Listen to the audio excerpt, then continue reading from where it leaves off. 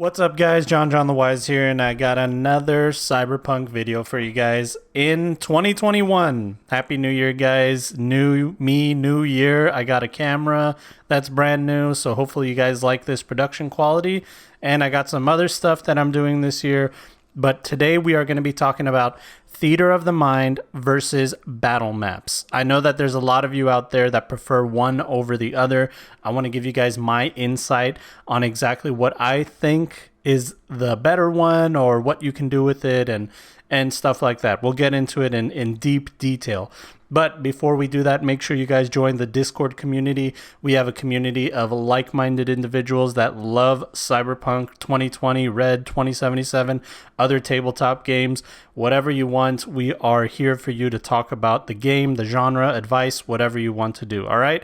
Make sure you guys subscribe to my podcast, Tabletop Cyberpunk, where I give you more content about Cyberpunk. I have guests on. We talk about Cyberpunk, other tabletop content, or whatever I want. It's me rambling about Cyberpunk and stuff like that. And make sure you guys are following me on social media. I'm on Twitter, Twitch, Facebook, TikTok, Instagram, JonJonTheWise. You can find me on all of those platforms. Let's connect. And I'll be sharing a lot of stuff on there for new projects and stuff that I'll be doing in the future. And debuting this year, I have finally opened up a Patreon. If you guys want to support me, you have been looking for a way to support me, go to patreon.com/JonJonTheWise. I have 3 tiers there. They are all the same for now. Content is kind of bare bones, but my plans are to have patron only games where I'm going to be running games for my patrons once a month, and I'll have exclusive content for you guys. I don't want to spoil the surprise, but if you guys join that Patreon, you'll be supporting me in my dream, and I will greatly appreciate it. And yeah, so do that. Join my Patreon. All right, so let's get into the video. So the thing about theater of the mind versus Battlemaps, it's been a divisive debate. In my opinion, I've seen people that have sworn by never using any kind of software or anything like that. All you need is dice, pen, paper, and that's it. I mean, sometimes you don't even need dice. People have figured out ways to do it, and I can do everything with my imagination. Then I've talked to other people that have been like, no, Battlemaps, I like to see it, I like to design it, I like to be immersed in it, and I'm more immersed if I can actually see what I'm playing with. Well, in this video, I wanted to talk about which one is better, which one is easier. I want to give you guys pros and cons and give you guys some general advice, because a lot of you out there might be your first time playing Cyberpunk or any tabletop RPG, and it's like a fire hose of information. You're seeing all this stuff. Do I do theater of the mind? Do I do Battlemaps? Do I just not do it altogether and forget about it? I mean, there's so many things and nuances that have to go with it that I understand your reservations. So the question is, what is theater of the mind? Theater of the mind is a way to describe gameplay that has no visual aids or very little visual aids, and you're just really relying on description and imagination. So you're telling your players that they have walked into a nightclub, there's red and green lights all over the place, a grizzled bouncer in front of you holds out his big giant cyber hand and he says, hey, what's the password? So that is all theater of the mind. I did not show them an image. I did not show them any kind of reference. I just told them, this is what you see. This is how you react. And some people have found that to be the superior way to play. Some people say that they need more. They're visual learners, they're visual players. They want to see something. They want to feel something. And that's where theater of the mind kind of fails in that sense. But if you have a large imagination, you probably think to yourself, I don't need that kind of stuff. I just need to know the information of my surroundings, and I can be a master of my surroundings. The thing about theater of the mind, the first thing you want to remember is description is required. You need to paint a picture of your surroundings with your words. Now, one big thing that I've realized in my own theater of the mind play is I over-describe sometimes. And it's just too much information. What, the guy has red hair, that guy has green hair, they're at a police station, there's a car parked outside there's just so much information that you can throw at your players, and unless they can see it with themselves like on a battle map or something like that, you might be describing too much of the scenario. And you're looking at your players twiddling their thumbs, waiting for their time to act, while you go on and on and on about your setting and stuff like that. So number one advice I give to you guys with theater of the mind is to make sure that you are describing things, but not too over descriptive, just the key points. Now let's talk about combat in Theater of the Mind. The problem with Theater of the Mind and combat, especially with Cyberpunk is a very detailed game. It's detail oriented, especially if you're playing 2020. I mean, you have charts that tell you exactly how many meters, how many squares per meter, and cover system and all kinds of stuff that can make it a very detailed kind of combat situation. Theater of the Mind kind of you have to let go of those things, those details, and you have to sweat the small stuff, because you have to remember that Theater of the Mind is more of an imaginative, cinematic experience.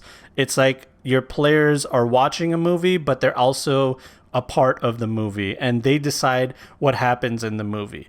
If we sit down and try to figure out how many meters something is, or how far away it is, or what cover is around them and stuff like that, it can bog down the game, and it'll leave a lot of people confused. And on top of that, as a game master, you might make a decision that like there's a piece of cover there, but you're in the third round of combat, you've forgotten about that piece of cover and how much HP it has because it's been shot up, and you just get really lost in the bookkeeping of everything.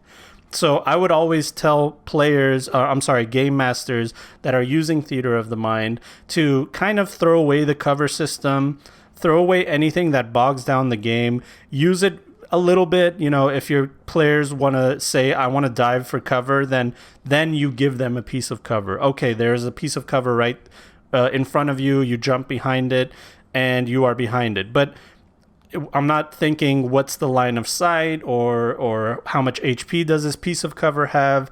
I'm just thinking of it cinematically.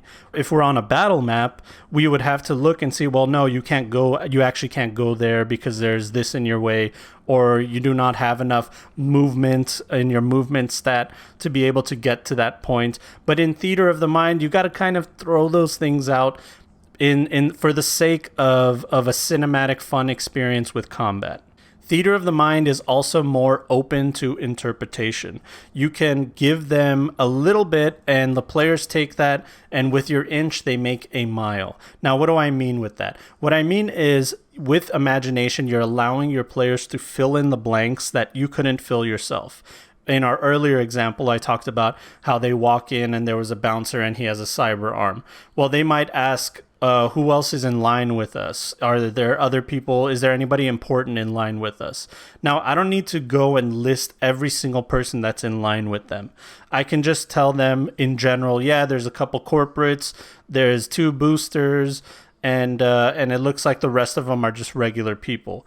Now, I just gave my players a little bit. I didn't give them description. I didn't tell them what the corporates look like. I didn't tell them how they were armed, their disposition, nothing.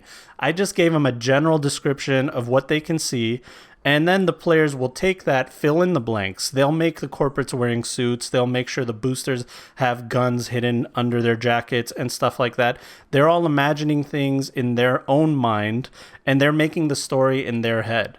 If you give them too much description, if you get too detailed with it, then you are limiting their creativity, you're limiting their interpretation on what the scenario looks like. And there might be times where they'll tell you, hey, I need more information. And that's when you give more information. But there might also be times where their information is superfluous. They don't need to know all the different things that are happening around them and their surroundings. They just need to know the key things. The reason he asked if anybody else is in line with them is because he wanted to pretend that he's with someone important that's in line with them, or that they're all a party together, and maybe that'll give him an advantage to get in. Maybe somebody in line knows the password that they don't. They'll be able to grease that person's palm and go in with them. Doesn't matter that they had a green mohawk. Doesn't matter that they work for Biotechnica. Doesn't matter what. No, it doesn't really matter. Their goal was to try to interact with an NPC in line, but any other description is really superfluous information, like I said before.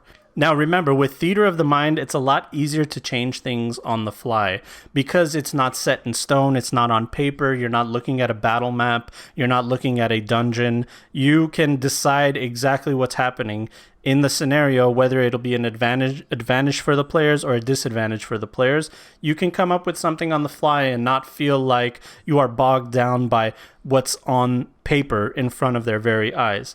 And because of that, with theater of the mind, you're leaving yourself with so much more creativity. The players will give you an inch, and now you're making the mile with the inch. And that's something that battle maps and stuff are really weak in that sense, because everything is there. We're seeing it. That dumpster is there. There's no other dumpster next to it. But in theater of the mind, I can add 2, 3, 4 dumpsters. I could have a homeless guy sleeping in the dumpster. I could have a police helicopter above them. I could do whatever I want if it's not there, because theater of the mind allows you to do that with your imagination. Now let's talk about battle maps. Now, the fun thing about battle maps is less description is required. And now, why is that fun? If you're someone like me who has a problem with descriptive, it's definitely a challenge for me. I need to be a lot more descriptive when I'm playing, and that's one of my goals for 2021, right? Well, as a challenge to myself, I've realized that if I cannot be as descriptive, then maybe I can be using these battle maps that these amazing creators are making online, and I can make a story around the battle maps that are in front of me.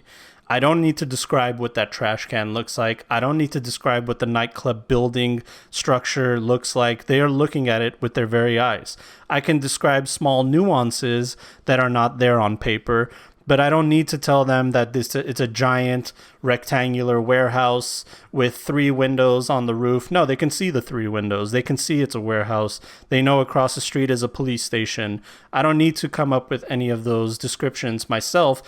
So because of that, battle maps give you a lot of leeway in just getting straight into the action, telling your players that this door that you're about to walk into is locked. You don't have to worry about what the door looks like or anything like that. Senses and feelings add way more nuance when you're using a battle map. Because they can see it, the only senses that are left are touch, taste, and hearings, and I'm sure there's other ones that I forgot because I'm an idiot. But anyway, you can use those other senses to give your players more of a description on what's going on. Those things are a lot more important. Well, with a battle map, I don't need to give them the description of what the building looks like because they're seeing it with their very eyes, but I can tell them the smells, the touch, and what they're hearing around them, because that's not on paper. And I actually gave myself more time to be able to do that. I mean, there are things that battle maps can do that theater of the mind just can't. And virtual tabletop integration, especially in this time of COVID where we can't see our loved ones, we can't see our friends, is a perfect time to take advantage of battle maps and virtual tabletops. Now let's talk about the strongest part about battle maps, and that is combat. In my opinion, that combat becomes so much more fun, nuanced, and tactical if you're using a battle map, because there are exact movements, how many spaces you can move, where you can go left and right, and blah, blah, blah. The battle map gives you that opportunity to be more tactical and turn Cyberpunk into a skirmish game.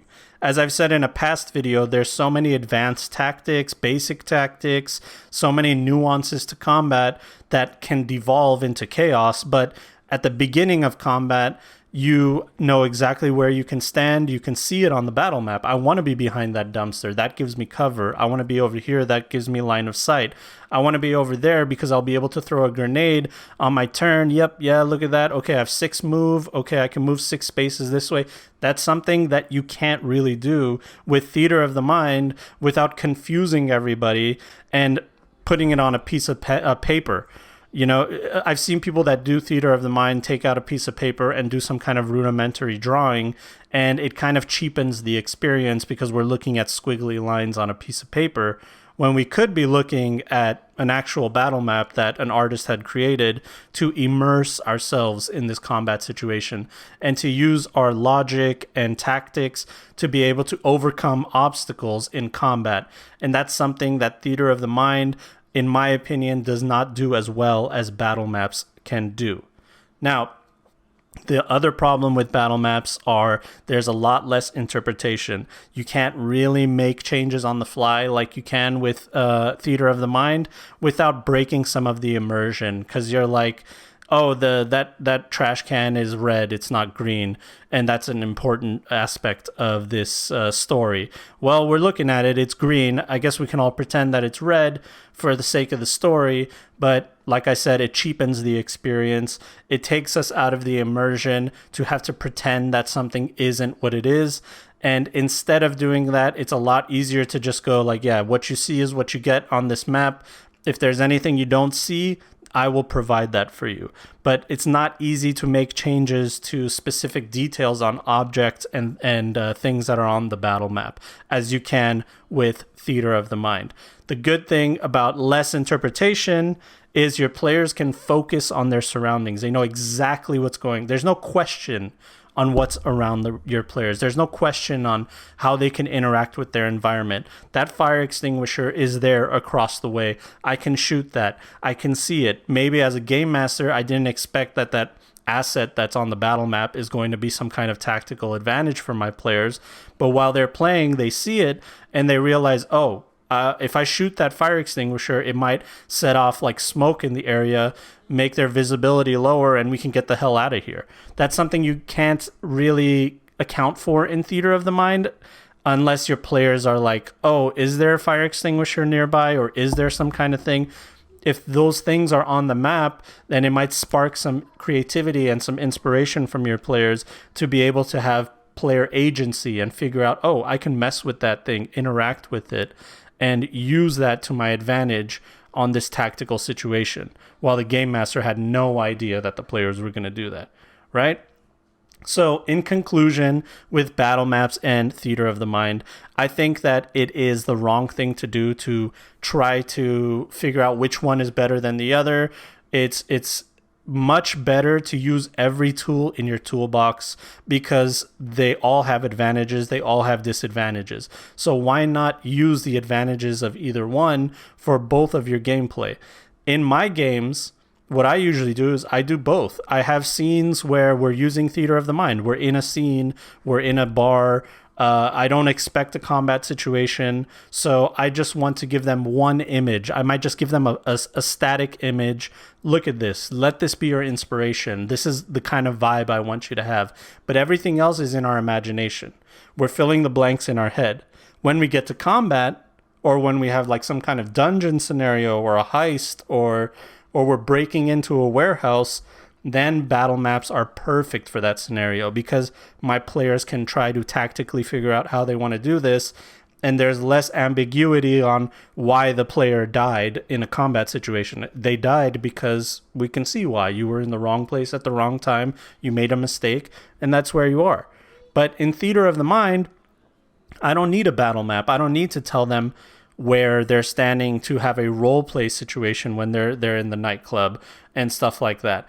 And if a combat scenario pops out of nowhere where I did not expect it to happen, it's a good thing that I practice Theater of the Mind. It's a good thing I'm not scared to use it because I don't have a battle map. Now, should I go through my database and try to look for a map that might maybe work out in this scenario? Yeah, I can do that. I can sweat it, pause the game, everybody go have a cigarette break while I try to find a map.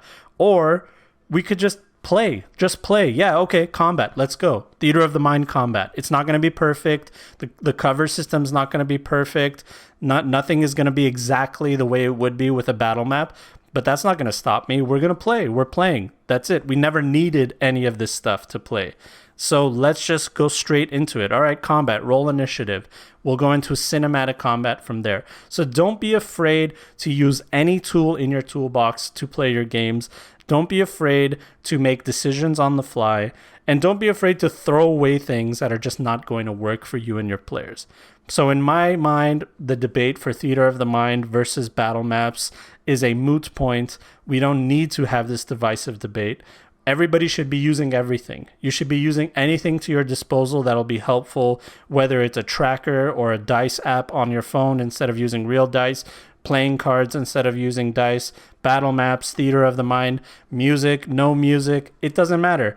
Make it work for you and your players, and don't be afraid about making changes. All right, guys, thank you so much for listening. This has been my Cyberpunk video advice. I've had this subject in mind for a while. I hope you guys have an amazing 2021. I can't wait to do more stuff for you guys. And make sure you join that Patreon if you enjoyed this video, as I'll have more exclusive content. Like, subscribe, do all that stuff. We'll see you guys on the next one. Thank you. Much love. Bye.